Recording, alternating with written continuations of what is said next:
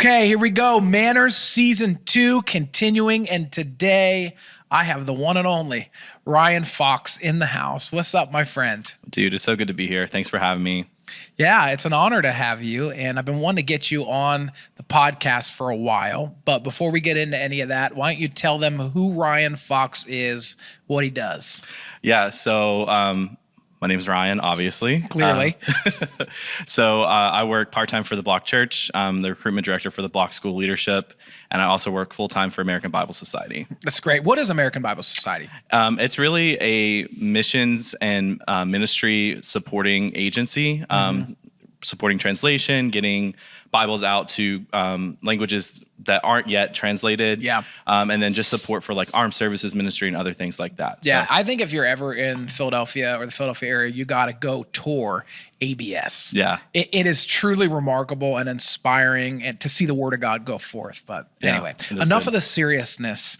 Let's get into a few things and then we'll get serious again. Okay. I'm actually titling this episode, Men Make Things Right. Yeah. Okay. But before we get into men make things right, all right, let's, first of all, you know the rules. Yeah. We got to show us something every man needs to have. Okay. First of all, every man needs a travel bag, and specifically things to carry your Travel bag, overnight bag. overnight bag, Okay. things that are helpful to There we go. to yourself when you're on a plane, when you're traveling to a hotel. And you love to travel And I do love to travel. It's like on a whim. Exactly. Ryan's the kind of guy, you're the kind of guy that would show up to the airport without a place to go. Yeah. And say, just send me to Lincoln, Nebraska. I would go anywhere and everywhere just to say I've been there. Yeah. 100%. Love that about you. So one thing that I've really been trying to get better at is skincare. And I know that's kind of controversial because guys are like, gritty, whatever, I get it. But I just don't think you have to look busted and be a guy. I think you can take care of yourself. Okay. And one of the most important things to do is moisturize. Moisturize. And so this is something I use every day. It goes. I'm going to moisturize right now. Okay. On a man podcast right here. There you go. Yep. Right there under? Wherever dry spots are. I always I've have a got dry spot up yeah. here. Okay. Yeah. But- Forgot to lotion up today. Well, there you go. So moisturizer is going to help. Bro, I'm not going to lie, man. Over the last few years, I've aged a little bit. Yeah. So maybe, does this help with that? Does it Yeah, help taking with care of lines? yourself. Well, it's preventative. You have to use it ahead of time. Oh, It's not man. going It's too to late. take back the wrinkles now. But yeah, It's too late. Take care of yourself, guys. You definitely need to. right. It's important. Am I So, shiny? Not that shiny. Okay. You're good. All right. Yeah. So it worked. I think so. All right. So, Ryan, a couple of my favorite things about you. Okay. I love this about you. This is going to turn into a roast. Yes, kind of, but not really. No, not yet. So you are 100% or nothing. Okay. That's true. Okay. You are so like I remember for Thanksgiving, you and your family came over and you brought your entire large espresso machine just so we could have coffee on tap all day long. Listen, I really take the experience maker value really seriously. And in all honesty, that's just always been who I am. So Another thing that you've done, okay, is, and I really appreciate this. I know you did this for me when I had to shave my head because I was losing my hair. Yeah. You also went and shaved your head, and I just want to publicly say thank you for that. well, I just want to publicly say that it wasn't for you, but I wanted to go through the process of shaving my head and just to feel it. But Why are you being embarrassed that you're that committed to your pastor that you won't tell people you did it in It's support? nothing about embarrassment. It's about standing my ground and being right. Standing your ground even when you're wrong. You did it for me. I'm holding tight to that. Thank you for shaving your head. Okay, whatever. For me. All right. All right. So let's get into it, Ryan. Great story. You and I have got a little bit of history and I want to talk about that. Mm-hmm. But I want to go back to the beginning because I think you have a fascinating story. And I didn't know your story. And sometimes not knowing people's story, it's harder to have grace Yeah. and offer the right sort of, I guess, the way you should be looking at a situation. Sure. So I didn't know your story maybe till later on. And I'd love for you to share a little bit of your family history. Yeah, absolutely. So, I was born in Taylorsville, North Carolina. So in the sticks, no one knows where that's at. Nope. But my dad was never part of my life. It's places like that where you're pulling ticks out of your arms and you're eating them. You're like Lyme disease. Not eating them. I don't think we did that, but definitely pulling ticks off of your arms. That's true. Okay. But yeah, my dad, my biological dad, have never had a relationship with him.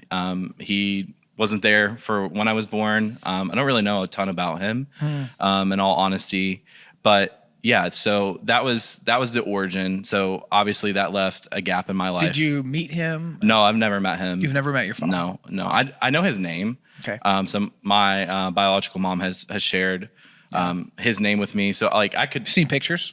I've seen a picture. Yeah. It's wild. So it is really wild. I don't think I look anything like him, but we'll leave that there. But yeah, in all honesty, that left a big gap in my life. My mom lived with her parents. And so I was raised by my grandparents, my maternal grandparents, and my mom, primarily most of my life. My grandpa passed away when I was 4. That was really the most influential male role model I think I had in, my early years. He was the only male, right? Yeah. My uncle and some other family members were close by, but he was the one who was like in the household with me. Yeah, right.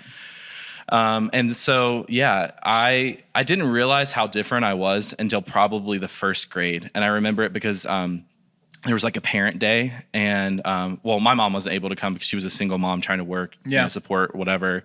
And then I realized that other people also had their dads with them. And so I processed the fact, I think for the first time when I was like 6 or 7 years old, there's something different about me. It's that I don't have a dad, everyone else does.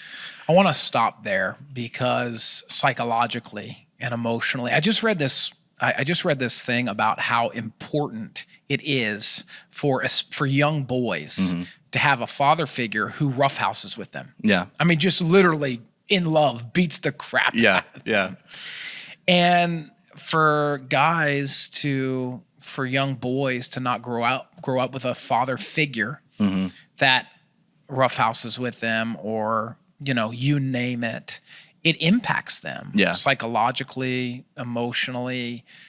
It impacts sometimes decisions made or not made.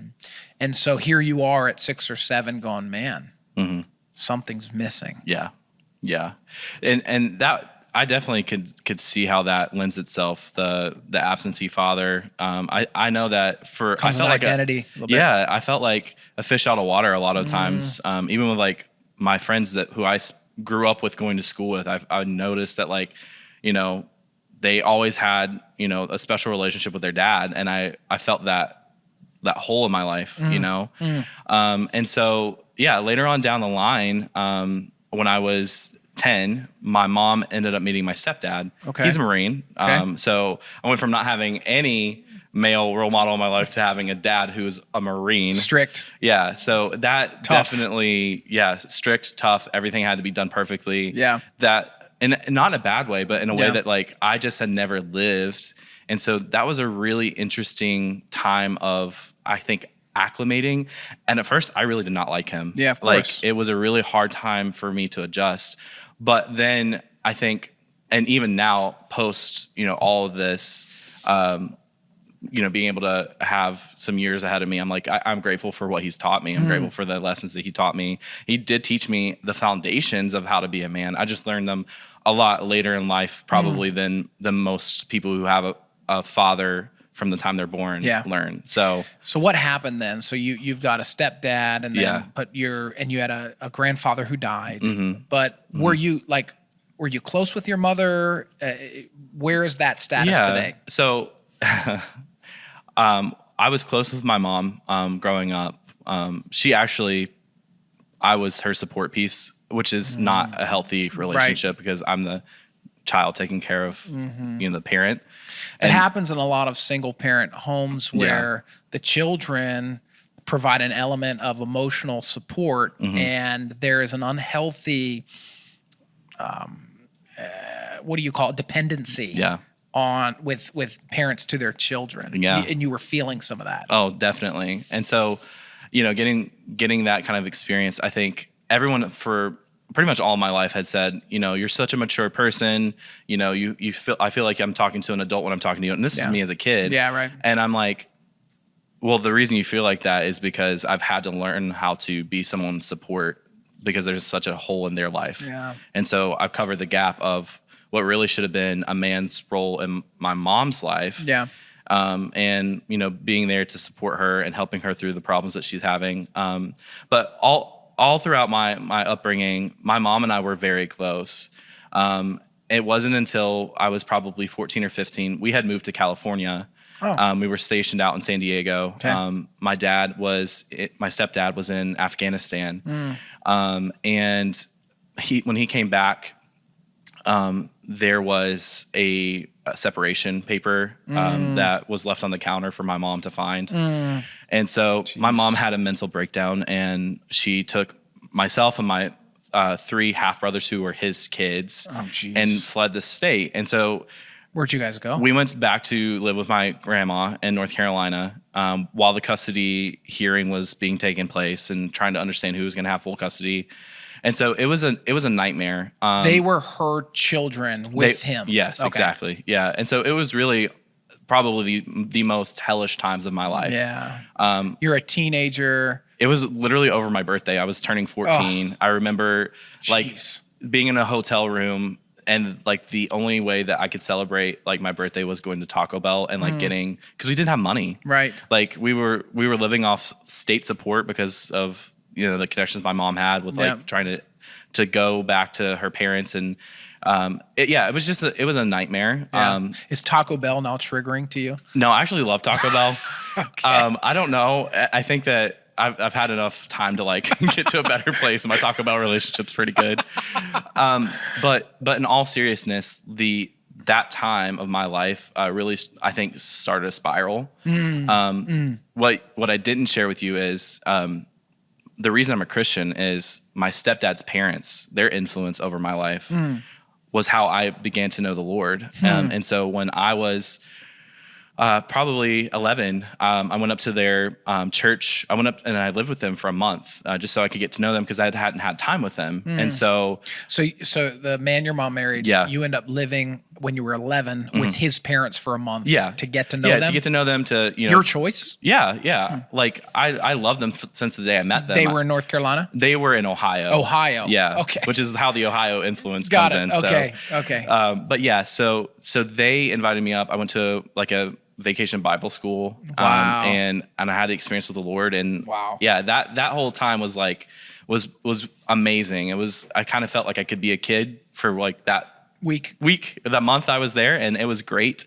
And I really appreciated that. But that's the foundation of my faith. And then their prayers kept me going throughout all the chaos of my life. And so that's crazy. They ministered to you. I mean, they kind of had a mission. Yes. They took you up there for a week to Ohio. You kind of meet Jesus as a kid at 11 years old. Yeah. They keep praying and believing God for your life. It's just powerful. Yeah. Yeah. And so all of that goes back to when I was 14. Back to 14. Back to 14 when my parents Taco Bell hotel room. Separated. My mom had placed a restraining order against them, my stepdad's parents, to talk to me. Like, there was a no contact that was placed. She, again, goes back to the fear of losing that support that she had. And she thought that this was the safest way to keep me in her life. But I think she was honestly afraid that I was going to choose them over her. Right. And so she had this big fear. And she probably recognized you were mature enough to understand and know you're unhealthy, Mom, and somewhat toxic. Yeah. These people are somewhat normal. Is that why your stepdad kind of bailed? Because your mother maybe was emotionally unwell, or was there other stuff going on? I think that there is always a question in the back of my mind of the mental health aspect with my mom. Yeah. I think after I have 3 half brothers, my stepdad's kids. Yeah. With my mom, and I think after the last child, I think she honestly just got to a place where she couldn't pull herself back out. She's unwell. And so that was, I think, the triggering point for that. But yeah. Okay. So restraining order, what happens next? So essentially there's a really long custody battle that goes between my stepdad and my mom. Who wins? my mom won custody because my stepdad was an active duty Marine. So it was hard for him. Like if he was called to duty, then where my brother's going to go. Right. So they, she ended up winning custody for them. How did that make you feel? That's when the biggest rift started with my mom. Cause I knew that amongst other things, I knew her mental health wasn't right. I knew she had a terrible spending problem. And so all of her money would just go out the door on things that she would buy to make herself feel better. She was very materialistic. And so and then on top of all of that, just some tendencies she had to go into a relationship right after she had been divorced or right after she got separated. Yeah. It was just, things didn't add up to me as a kid. I was like, there's something not right. Yeah. And that ultimately led me moving out of her house and moving in with my aunt and my cousins. In North Carolina? In North Carolina for 3 years. Wow. I still talk to her. I still had a relationship with my brothers, of course. Yeah. But I did not live under her house from, I think I was 15 when I moved out, all the way until I graduated high school. Yeah. So when you graduate high school, what happens next? So to get to that point, I need to go back to right around graduation. Okay. So as I said, my stepdad lost custody because he's an active duty Marine. So this is 4 years in the future. Right. So he ends up retiring from the Marine Corps. Yep. He did, I think, 25 years of service. Right. Ends up retiring from the Marine Corps. And then he starts the custody case again because my mom had been in a relationship in North Carolina with another guy that was abusive towards my brothers and to her. And so DSS had been involved and Department of Social Services, and they stepped in and they said, something's not right here. We need to get these kids out of this house. And so my stepdad started obviously doing what he knew was right, which was to create another court case and petition for custody again. Right. Does he win? He does. Okay. He actually asked me, there's a moment of reconciliation that happens right before graduation. And this is before the court case. Between you and him. Between me and him and his entire family. And so, because you have to understand, the lie that my mom told me was that they didn't care about me. Right. And I had no way of contacting them. And they had no way of contacting me. You're going to believe it. And I believe my mom. Yeah. And so this whole lie turns into a belief. And then I'm questioning. Man, that'll preach. You hear a lie long enough, you believe it. Yes. And so I'm the day I turned 18, I called them. I called my dad, my stepdad. I called my grandparents, his mom and dad in Ohio. And I said, I need to know if you guys have actually cared about me at all. Did you love me? Was all this a lie? And they just began to weep over the phone. And they were just like, we cared about you so much. We were praying for the day that you would call us because your mom had a restraining order saying that we could not contact you. Jeez. And so this whole time it was reversed. It was not that they couldn't contact me. It was that I couldn't contact them. And so this lie had just existed for so long and caused so much division and separation. And there was, in that season, I really struggled with depression and I really struggled with self-worth. Yeah. Because I was like, how could I have felt so much love from this family that really brought me in and cared for me, and then they just dumped me and didn't care about me. I was like, this just doesn't make sense. Yeah. Anyway, so to answer your question, there was a court case that happened. So, but to shorten it though, at high school, yes, or excuse me, at graduation, you contact them. Yes, you have reconciliation. Yes, stepdad wins his kids back. Exactly, and then you begin or I guess re-engage in relationship with your grandparents, your step grandparents in Ohio. Yes, the day after my graduation, because of the court case. Yeah, I had testified against my mom. And my entire family in North Carolina turned their back on me because blood is thicker than water. Yeah, right. Even if you do the right thing, even if you stand up for something that's correct, there's this entire family system that turns their back on you. Man. But at the same time, and unhealthy family systems. Exactly. Yeah. Exactly. But at the same time, the beautiful piece is that my stepdad and his parents immediately took me in and said, you're coming up here. We'll move you up here. So you moved to Ohio. I moved to Ohio. I lived there. I took a year off from school between high school. Yeah. Yep, a gap year. And I just worked on my relationship with the Lord. And that's pretty much my story from there. Jeez. So then you go to Christian school. Yep. Okay. Yep. For college. Yep. And then you meet a girl. Yeah. Me and my wife. Yeah. Who I didn't know was going to be my wife. Yeah. So. Had you dated much around high school, whatever? I mean, like, I dated, okay. but it was never anything like really seriously dating. So. Okay. Yeah. So, anyway, you meet this girl. Mm-hmm. You guys start dating. Yeah. And something happens. This is where you come into my life a little bit. Yeah. So sophomore year of Valley Forge. I thought we weren't going to name the college. Oh, that's all right. Here we did, or the school, it's the okay. institution, whatever they call it. All right, Whatever. keep going. All right. Sophomore year, I walk into the Block Church for the very first time. Yeah. And you were blown away. I honestly, the anointing, the amazing message. The one thing I remember the most is how terrified I was of parking in the city, and how scared I was because it was just not what I was used to. Yeah, of course, you're from the sticks. Exactly. Yeah. So coming to the city really was like a moment for me. Also, man, like it's God when He ends up taking you into a place of great discomfort, right? Yeah. Yeah. All right, so you roll in, you can't find parking. What location was this? This was Port Richmond. This okay. was when we only had one location. Oh, okay. So, wow, you've been here that long. Yeah. Amazing. Yeah. Took But a sabbatical from us, but exactly. So Nicole and I came, we visited, we were dating at the time, and we really kind of set up our life to be part of the Block Church. Like we really felt like this was a place where we were even considering doing internship for, some of the work that we needed to do in school. Yeah. And everything was great until everything wasn't great. Yeah. And so your wife's behind the camera giggling right now. So I know. what happened?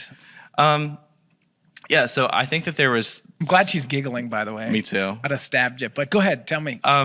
So I think what I realized is that I was struggling with commitment. And I knew that things were getting serious with me and her, with the both of us. And as much as I wanted consistency in my life, I never had it. I've never been in a place where I was healthy enough to have consistency. Yeah. So the idea of engagement, marriage, family, it just internally freaked you out. It did. And what was weird too is like I literally was talking out of both sides of my mouth. Because I'd talk to her and I'd be like so excited. Everything was good. I felt so much peace. And we were planning our life to be here. And then on the other hand, like internally, I was saying everything against what I had just said to her. And I'm like, you can't have that. That's not for you. What if you move? What if you go somewhere else? Why are you planning yourself in Philadelphia? This doesn't make sense. So it was a really interesting internal dialogue that ultimately led me to breaking up with her in a really bad way. Yeah. A text message nonetheless. Yeah. You guys are near engagement. We were near engagement. And you send her a text. You ghost everybody.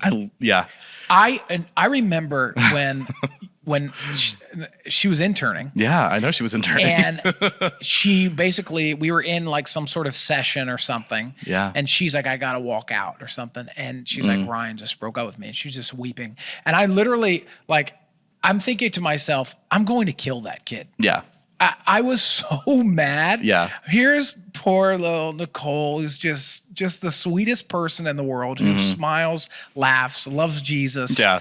And I thought Ryan was a decent guy until he wasn't. Exactly. But I didn't have the full context. Sure. And so, of course, I'm quick to judge because I didn't know the whole story. I could have done better then, just so you know.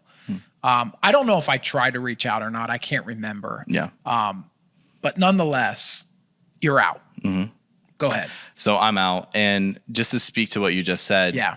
There's power knowing someone's story. Yeah, for sure. But that person has to be willing to share and get vulnerable. It's true. And I was not at a place where I'd ever experienced vulnerability in that capacity. And so for sure, I didn't do my part in telling you my story. I think what might have contributed to your and her breakup is the discipleship process was probably heating up at church as well. Yeah. And you were probably feeling, I have to give myself and my life over to people to be discipled and developed. And all of this is too much. Yeah. I was a relatively new Christian. Yeah. At that point. So it was still a really hard thing for me to encounter. Yeah. And again, that close proximity, everyone loves accountability until you have it. Yeah, yeah. And then you realize how flawed you are and how other people notice your flaws. Yeah. And then you get to a place of feeling like the spotlight's on you all the time. And but it needs to be. And you can't understand that people are going to love me anyway because they're just as flawed or worked through these flaws already. Yeah. And I think that's the hardest thing for people who are in a process of discipleship, who are broken, who need healing, who need to be discipled, who are like, the spotlight's on me. Yeah. You know, and I would just say to anyone who's listening, if you sense in your knower that people really do love you, but you're being exposed for who you are, lay down on that table and let the surgery begin. Yeah. Because the way that the Holy Spirit heals you is he's gentle like a surgeon. And when people truly love you and nobody's perfect, it's the Holy Spirit guiding the surgery. And I just say all that to reiterate, that's probably what was going on. It's like, I'm about to get on this surgery table. Yeah. And like, can I trust anyone? Exactly. That's really what it felt like. Yeah. And then of course I told myself I can't trust anyone. Right. Because I've never been able to trust anyone. Because you've never been able to. Yeah. Yeah. And so, yeah, I What did you do? You went to Ohio, right? You just. I left, pretty immediately. I was working at the college. Okay. But I traveled a lot. I tried to get as much space between me and here as possible. I was making other what was I going to do post grad? Like all this stuff was already floating in my mind. Yeah. Trying to organize my life, and because I had just created it with her, and now I'm recreating my own kingdom without her. You know what I mean? Yeah. And so I ultimately came to the place. This was about a year in the making. Okay. Yeah. It took about a year plus. A year plus for me to get to the point of realizing that I was so unhealthy, and that the influences that were in my life were not leading me closer to Jesus. They were leading me closer to ideology that was false and things that were not correct. And I think I set up my life believing a lot of things from people because I didn't want to spend time with the Lord to really hear from him and go through the surgery, the Holy Spirit surgeries that I needed to. So it depended on people. And those people led me astray. Yeah. And so at the end of it, after the breakup, I was sick for 1 year. I literally, this is so gross, but I threw up every single morning for 1 entire year until I reached back out to Nicole to apologize to her. So I know I was grieved in my spirit by what I did. And that's how I feel when Nicole's not in the office. I'm just by a trash can, with no joy whatsoever. I mean, she does bring a lot of joy, but it was the decision. Sure. It was a culminating of Nicole. It was our relationship, how I left the church. All of that brought me to my knees, and I realized how sick I was. Isn't God so merciful that this was your body's reaction? Yeah. Of just not living in God's will. It's so true.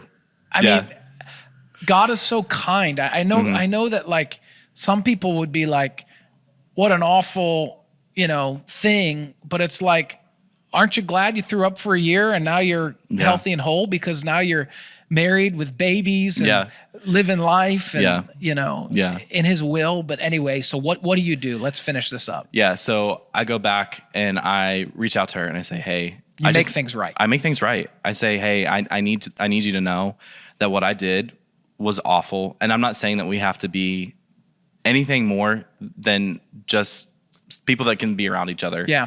My intention was not, hey, let's get back together. Although it was in the back of my mind. Yeah. It really was. I just wanted to make amends and right my wrongs. Yeah. And so that led me to, having a pretty good conversation with her, which gave me the courage to come back to the church and call you and tell. And Tim, who you worked for, the coffee shop. Yes. Yeah. Well, that's another story for another day. But to physically call you and apologize, which in my own strength, I would have never done that because I'm not that type of person. Yep. Because that's very intimidating to me. Yeah. But I knew that it was the right thing to amend our relationship and to make things right. Yeah. And I feel like there's someone out here that might be listening that maybe you need to make something right in your own life. Maybe you need to go back and have a conversation that you needed to have a long time ago. Yeah. And the hardest part is starting. Yeah. But the most beautiful thing is once you start, you never know what this story is going to look like unfolding. And most times I've seen in my personal life, because I've been on the other side of this a couple times, that as you start doing that and as you start the process, there's a positive conversation that typically aligns in that. So, So, man, I mean, you did what men do. You made things right. Yeah. Eventually, you guys get back together. Yes. You get engaged. You start work. You end up with a job at the church. Yeah. God gives you this great career at ABS. Yeah. You have a baby. Yeah. A little girl. It's powerful to think how good and how quick God can restore things when we do the right things. It's really true. Tell us a little bit, just in closing, what's the status of your relationship with your family? Have you been able to, even though you didn't do anything wrong necessarily, how have you helped make things right there? Yeah. It's a really still... It's in process. It's in process. Yeah. So it is something that's working through actively. But I've taken steps to reach out to my family members. Specifically, my stepdad got remarried. And so he has, my stepmom. I call her my stepmom. Yeah. And so our relationship has been ups and downs, in all honesty. And so what I've really tried to do in the last few months is start to work towards having a healthier relationship with them. Yeah. And I've also, at the same time, been the rock for my grandparents and my other family members of just trying to promote that, like, God is in control. And they know that because they've been Christians way longer than I have. Talk about your Ohio. My Ohio grandparents. How about your mom? See, that's still in process. It's in process. Yeah. So I haven't reached out yet. Okay. So I want to say on the other side of this, maybe we'll have another part 2 sometime where that has happened, but I haven't made any progress. Well, and I think something that people need to understand is that when you're doing the work, well, a better way to say it is how do you eat an elephant? One bite at a time. Right. And I think you've taken lots of bites and you know that part is still another piece of the elephant you got to eat. It is. I know it sits in the back of my mind, and I know it's something that I'm going to do. Yeah. I think the healing process for me, I've went through counseling. That's why I've gotten to the point where I'm doing what I'm doing now. Yep. But ultimately, that is the biggest piece of the elephant that's left. Yeah. And so I'm waiting till I digest the other pieces and start making that progress. Well, and if you've done all these other things, you're going to do that thing as well. Yeah. Because what do men do? We make things right. That's right. And that's what you've proven, that you're a great man. And I'm grateful you're in my life. And I'm glad you married Nicole. Yeah. And you got a great little baby girl. Yeah. And that you work here and that God's using you. And the best is ahead. Amen. So thanks for jumping on with me, Ryan. Yeah.